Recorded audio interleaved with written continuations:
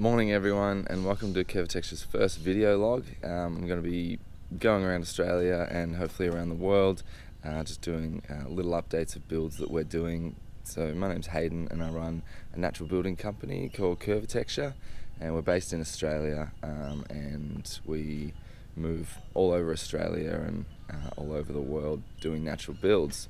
So at the moment we're in a town called Narara, which is in New South Wales. And it's on the central coast, so about halfway up, a little bit, just about an hour north of Sydney. And we've been here for about 5 weeks, getting ready for a workshop that we're running, and we're about 3 days into a SuperAdobe and natural building workshop. So the pre-prep that we had to do for this, behind me we've got a massive site cut, so excavations had to be done earlier this year, and one site cut was done, which was pretty extreme, because what we're building is ultimately a 3-sectioned natural home. The bottom section that I'm standing in now is built out of SuperAdobe. The middle section is a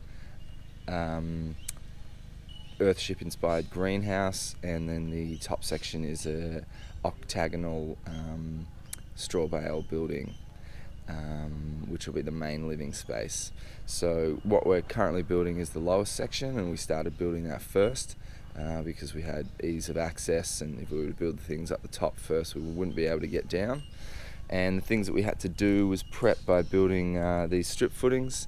Engineer just suggested 500mm tall and about a metre wide on the external ring, and then these internal walls behind me are a little bit thinner. They're about 600 because they're only going to be single SuperAdobe bags. So the whole thing from the top is like an egg shape, and it'll be coming up straight.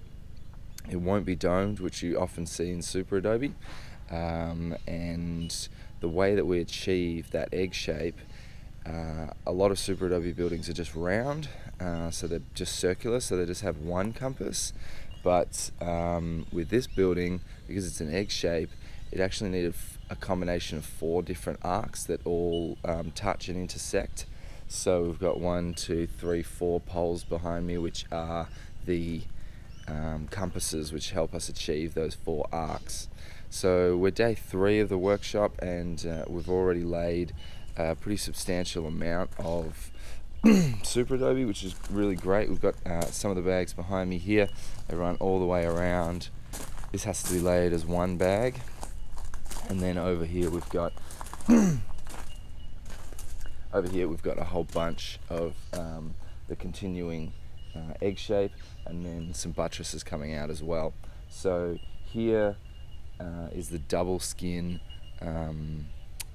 350mm, 370mm SuperAdobe bags, which when filled, they fill to about 310mm wide.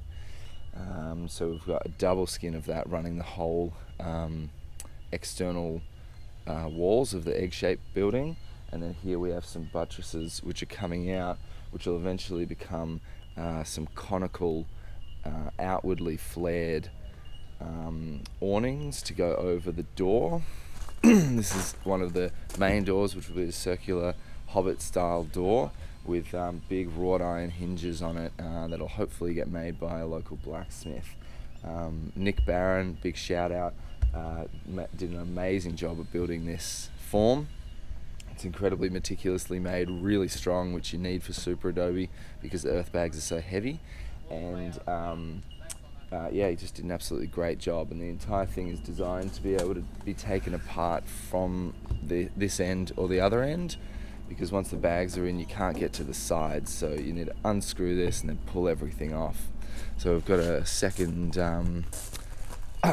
door form here, which will be a more standard north facing, to collect as much solar gain as we can, north facing standard 3-sectional sliding glass door, so to bring in a lot of light. So over here I'll walk up the hill and show you the extent of this crazy contraption. This is the chute that sends us our soil. So there's a really amazing sifting machine that Will has put together, and I'll show you guys that next. I'm working underneath the guidance and alongside William Eastlake of Integrated Biotecture Design, which are an Australian-based company, and he's the architect, the complete mastermind of this build, and he's also site manager. So it's just been such a relief to be working under this different model. Often I kind of run things and do a lot of things by myself, and that's incredibly stressful and really taxing in the end. So it's just been really beautiful and really good to be able to have somebody that I can ask questions to and chat to, and he can just help guide me, and that's been really good. So it's just a great model. It's working really well, and we've got a great bunch of workshoppers here for the 2 weeks. The workshop will also include a lot of other natural building skills, how to identify your soils, how to make natural plasters, how to identify wild clay. We're making Tatalact, which is a waterproof Moroccan plaster. We're doing a little practice of that so everyone can get their hands on that as well. So it's just been a really great week, and yeah, I just wanted to share it with everyone and share the progress as we go along.